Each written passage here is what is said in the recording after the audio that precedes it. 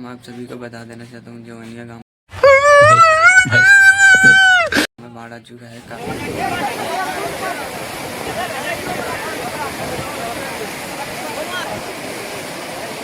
आप देख सकते हैं जवनिया गाँव में काफी ज्यादा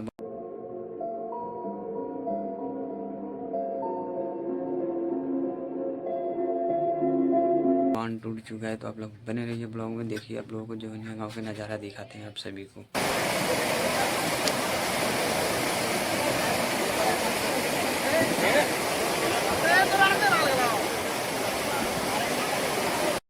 सकता है तो आप लोग जितना ज़्यादा सपोर्ट कर सकते हैं तो करिए आप लोग जवनिया गाँव के, क्योंकि आप लोग जितना ज़्यादा सपोर्ट करेंगे उतना ज़्यादा अच्छा रहेगा आप सभी के लिए।